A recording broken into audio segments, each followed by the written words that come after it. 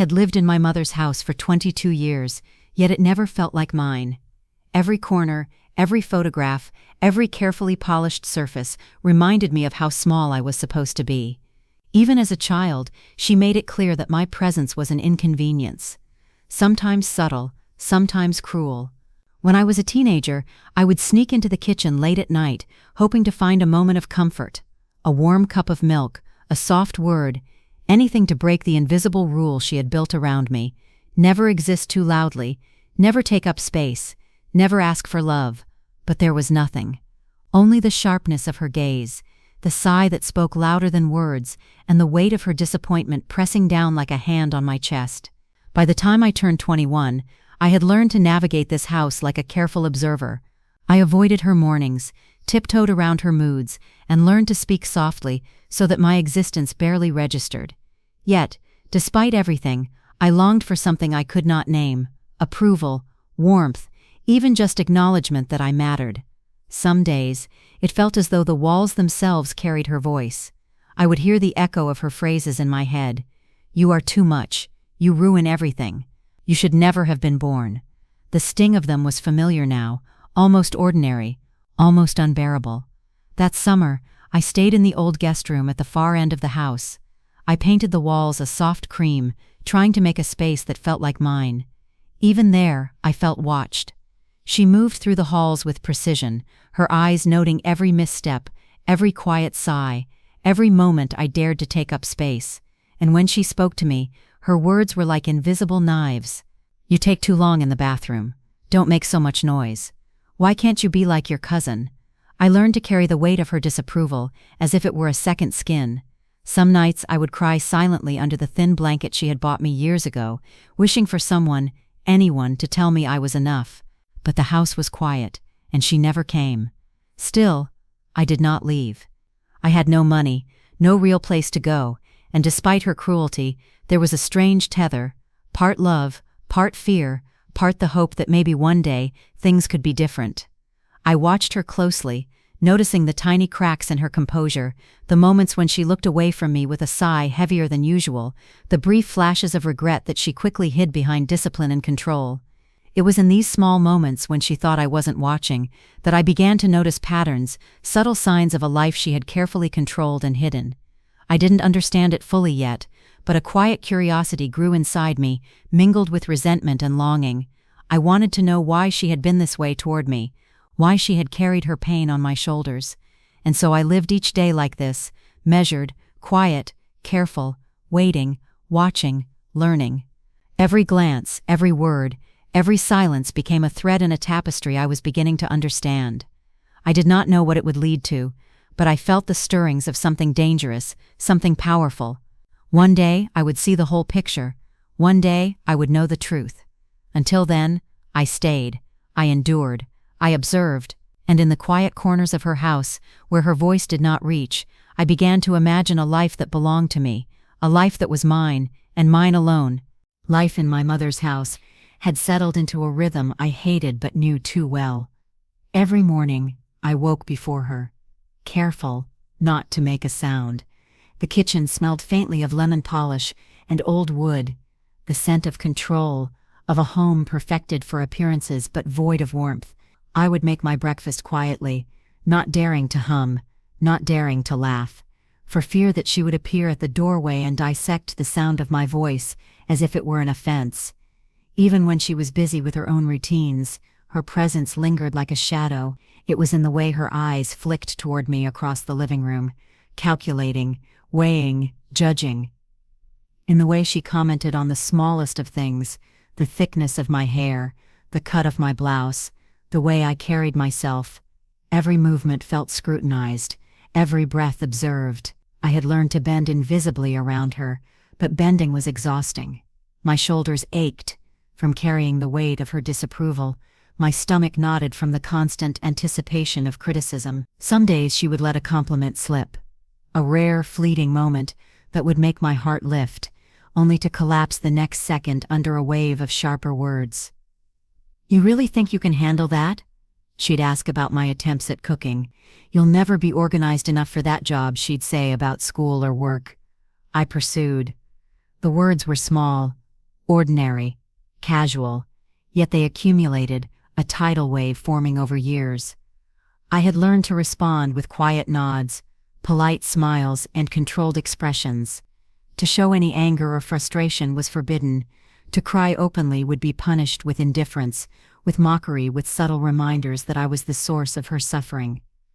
Yet amidst this oppressive atmosphere, I noticed things, tiny, almost imperceptible things, that hinted at cracks in her carefully maintained facade. A sigh she thought I didn't hear when she thought she was alone. A lingering glance at old photographs where she looked younger and softer, not hardened by life's disappointments as she tried to present herself. I noticed the way she hesitated before answering certain questions, the flicker of regret or fear that she could never quite hide. These moments were fleeting, almost invisible, but to me, they were windows into the person she truly was beneath the relentless mask of control. On one particularly hot afternoon, I was sitting in the living room, scrolling through old photo albums she had left on the coffee table. She had been out running errands, but I could hear her voice faintly through the walls, talking to someone on the phone, sharp and clipped, but carrying a tremor I hadn't noticed before. I paused on a picture of her at my age, standing beside her own mother, smiling, hair perfectly curled, eyes bright. The contrast between that image and the woman I lived with now was stark. I wondered what had hardened her so much, what had made her carry so much resentment, so much pain, and why so much of it had landed squarely on me. That evening, we had dinner together in silence. She placed food on my plate without looking at me, her eyes fixed on her own. I sat quietly, picking at my meal, listening to the hum of the refrigerator, the distant creak of the floorboards. It was the silence that always spoke loudest. Every clink of cutlery, every shallow breath, every hesitant glance felt magnified. I could feel the weight of her expectations pressing down on me, as if the walls themselves conspired to keep me small. After dinner, she left for the living room with her book, leaving me alone at the table. I could hear her soft sighs through the paper pages she turned. I wanted to speak, to ask her why she always made me feel like a mistake, but the words caught in my throat. I had learned long ago that the wrong word could trigger hours of tension, subtle barbs, and sharp corrections that would linger in my mind for days. So I remained quiet, letting her occupy the space of authority. But inside, a plan was slowly forming, subtle yet deliberate. I began noticing patterns, little secrets in the way she lived her life, her late-night calls she tried to keep private, her reluctance to share certain parts of her past, the way she flinched at certain questions about her childhood. It was almost as if she was carrying something she feared would destroy her carefully constructed image, something she had buried for decades. And the more I observed, the more I realized something crucial. The pain I had carried all my life was not mine alone. Her bitterness, her resentment, her constant need to control, these were inherited burdens, passed down through years of unspoken trauma. I did not yet understand the full extent, but I could sense the threads connecting her life to mine, the way her unhappiness had been projected onto me, and the quiet anger that had simmered in her for decades. That night, as I lay in bed in the room I had claimed for myself, I felt a strange mixture of fear and anticipation. I was still living under her roof, still navigating her moods, still carrying the invisible chains of her expectations. But I had begun to see the outlines of a larger story, a story that stretched back years before I was born, a story she had worked tirelessly to hide. And I knew deep down that one day I would uncover it all, not out of spite, not yet, but to understand, finally, why I had been made to feel like a mistake. The thought settled in my chest like a quiet ember, warming me from the inside. One day I would confront the truth, and when I did, nothing would ever be the same. I had learned early on that in my mother's house, silence carried as much weight as words, but tonight, silence felt heavier than usual. She was in the living room, flipping through an old photo album, one she normally hid from me, and I couldn't resist sitting down beside her, my knees pressed into the couch cushion, heart thumping with the kind of nervous curiosity I'd felt as a child before opening a fifth I wasn't supposed to have. "Mom," I said carefully, my voice soft, almost trembling. "Why do you keep these hidden?" She looked at me then, her eyes narrowing, a flicker of something, shame, maybe irritation, crossing her face. Hidden? These are just memories, she said, closing the album abruptly. Her hands were slightly trembling. Nothing you need to concern yourself with. I swallowed hard, forcing my voice to stay calm. I wonder about you sometimes, about your life before me, about what made you, you. Her lips pressed together and she glanced away. For a moment, the rigid control she always carried softened. Just a fraction. Why are you asking these questions now? After all these years? Because I'm still trying to understand, I said. Trying to make sense of everything. How you felt, how I felt, how this house feels, sometimes like it's full of shadows. She let out a sharp laugh, not quite mirthful, not quite angry. Shadows?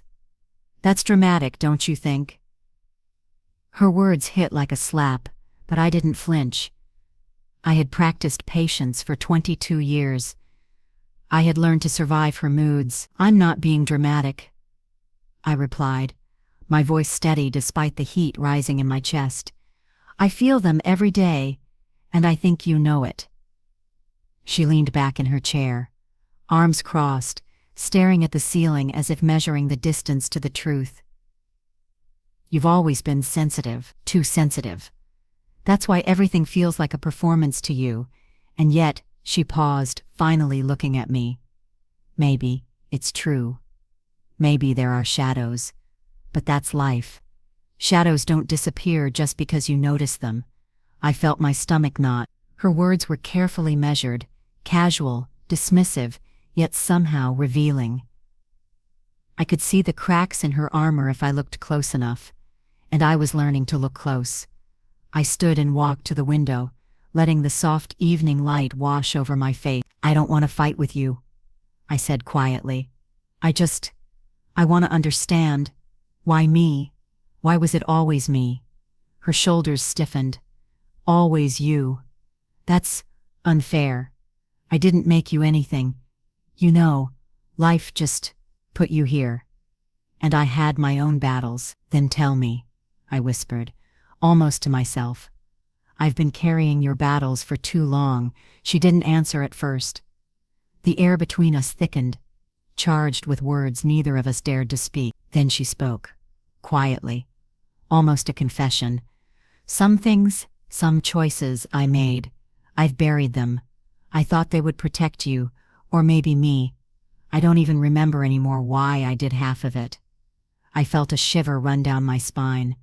That was all she said, but it was enough to know that she had secrets, enough to know that her resentment wasn't arbitrary, enough to know that the story of my pain was tangled with the story of her life in ways I didn't yet understand. I looked at her, really looked at her, and for the first time, saw her not as a mother, not as a tyrant, but as a woman trapped by her own past.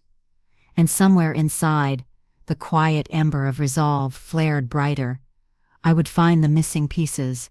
I would understand the full story, and when I did, I would decide how and if she would face it. But for now, I simply sat there. We were together, in the same room, yet 1,000 miles apart, and in that distance, I felt the stirrings of something I hadn't felt in years, the possibility that the truth, once revealed, could give me power, the power to finally choose my own life, and to step out from the shadows she had cast over me for decades. I had spent years walking on eggshells in my mother's house, carefully observing her moods, cataloging her habits, learning the art of quiet survival. But that night, I realized observation alone wasn't enough. Something was hidden, something enormous, something that had shaped her every interaction with me. I needed to find it. I was in the living room, pretending to read a book, when I noticed her moving to her bedroom with an urgency she rarely displayed. The faint click of a drawer closing made my pulse spike. I knew she had hidden things before, things she didn't want me to see. Tonight, I decided I had to know. The hallway smelled faintly of her perfume, lavender, and something sharper, almost metallic, a scent I associated with secrecy. I crept forward, careful not to make a sound, heart hammering with a mix of fear and adrenaline. The bedroom door was slightly ajar. I peeked inside and froze. She was rifling through a small, ornate box, her hands shaking, papers, folded letters, photographs, all scattered across her bed. She muttered under her breath, "It's been too long. They'll never understand." The words sliced through me. She wasn't just angry or bitter toward me. She had been hiding something enormous, something tied to a life I had no knowledge of, and now I was standing on the threshold of that hidden world. I stepped back silently, letting her think I hadn't seen anything, but the curiosity in me burned. I spent the next few nights watching her, noticing the patterns of her secrecy, how she hid envelopes in the back of drawers, how she kept certain photographs in locked cabinets, how she flinched at specific names or dates. Every detail was a breadcrumb, and I was determined to follow the trail. A few days later, she was in the kitchen making tea when I spoke. My voice was calm, casual, but it carried the weight of all my years of watching. "Mom, why do you hide things from me?" She froze, the teacup halfway to her lips. Her eyes narrowed, searching mine for the right answer. "I don't know what you mean," she said finally, voice brittle. "I saw you." I pressed gently, "Going through your things. You think I didn't notice?" Her hands shook as she set the teacup down. "You shouldn't be looking," she said, almost a whisper. Some things are not meant to be known." I leaned against the counter, arms crossed. "I'm 22, Mom. I've been living under your rules my whole life. I deserve to know the truth. Don't you think?" Her gaze faltered. She looked away, and for the first time, I saw the vulnerability she tried so hard to hide. "It's complicated," she murmured. "More than you can understand right now." "Then let me try," I said. "I've spent my whole life trying to understand you, trying to understand why everything fell on me. If you don't tell me, I'll find out anyway." The room was silent. Only the faint hiss of the kettle broke the tension. Finally, she exhaled, a long, heavy sigh that seemed to carry decades of regret. Maybe you're right," she said quietly. "Maybe it's time." But she didn't reach for the letters or photographs. She didn't invite me to see the hidden truth. Instead, she left the room, closing the door gently behind her. My pulse raced. That small act, walking away without explanation, felt like a challenge. She was testing me, gauging whether I was patient, whether I could wait. And wait I did. I spent the next week moving carefully, observing, listening. Every casual remark she made, every sigh, every flinch when she thought I wasn't looking, became a clue. I noticed the way she stared at old family portraits, the way she avoided certain names, the way her hands lingered over her personal effects just a little too long.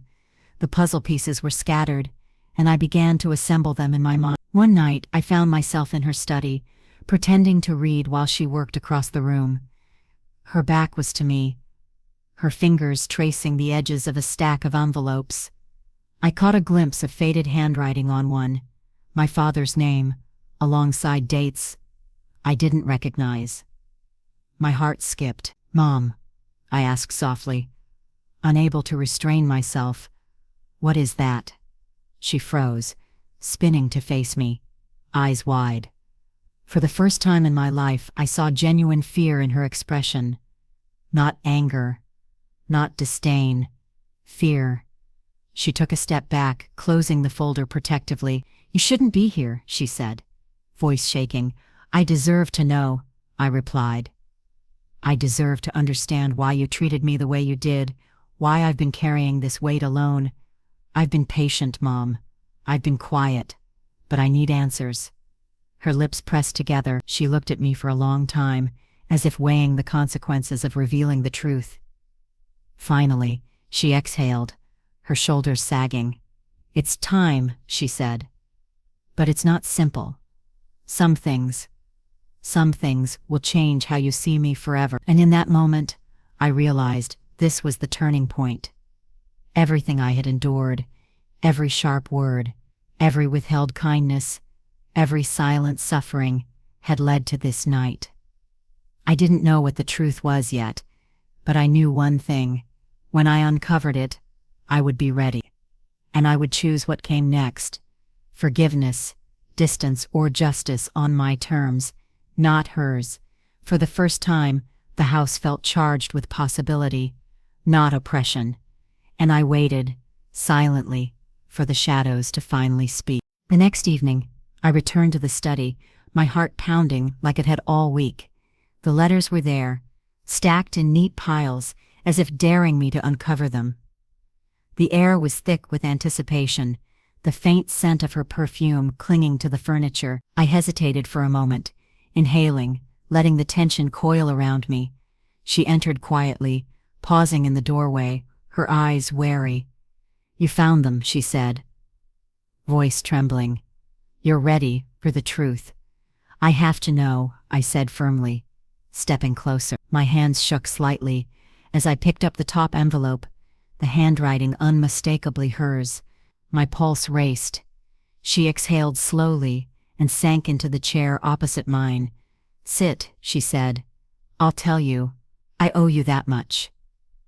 I obeyed, gripping the envelope. "I hated the idea of your existence," she began, her voice small, almost fragile. "Not because of you. Not exactly. I was 22 when I had you. Your father, he promised me love, stability, and instead, he left me to raise you alone. I was terrified, overwhelmed. I felt trapped in a life I didn't choose." Her hands trembled on the desk. "Every time I lashed out at you, it was fear disguised as anger. Every harsh word, every 'you shouldn't exist' was me trying to cope with the shame and helplessness I couldn't face. I was miserable, and I blamed you because I didn't know how else to survive." I felt my stomach knot. It was shocking, not because it was cruel, but because it was so human. My mother, the woman who had haunted my childhood with sharp words and cold silences, was broken beneath it all. She reached into her folder and pulled out a stack of letters. "These," she said softly, "are my confessions. I never sent them. I was ashamed. Every one of them is an apology I couldn't find the courage to speak. I was a young mother, terrified and angry. I hated my circumstances, and I took it out on you." I unfolded the first letter. Her handwriting trembled across the page. "I am so sorry. I blame the world for my own fears, and in doing so, I have blamed you. You are not the problem. You are the brightest part of my life, though I buried it under my anger. I pray one day you can see this, and forgive me." Tears stung my eyes. The weight of 22 years of blame and misunderstanding pressed down on me. Every childhood fear, every time I had wished she would love me, every time I had endured her words, it all made sense now. I didn't know," I whispered, my voice raw. "All these years, I thought you hated me, that it was because of who I am." "No," she firmly, leaning forward. "It was never truly you. It was my fear, my mistakes. I was cruel because I didn't know another way to survive, and in doing so, I hurt you in ways I can never undo."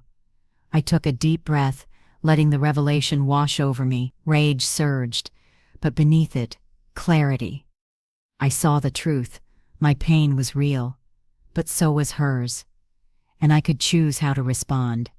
"I forgive you," I said finally, my voice steady, "but I need distance.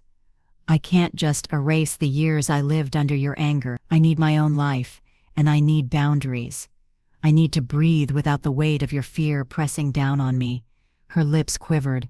"I understand," she whispered. "I will respect that. I will learn to be better, to live without letting my past dictate my actions." For the first time, the air between us felt real, not perfect, not painless, but honest. I wasn't a victim anymore. I was a woman choosing her own path, armed with understanding, empathy, and boundaries.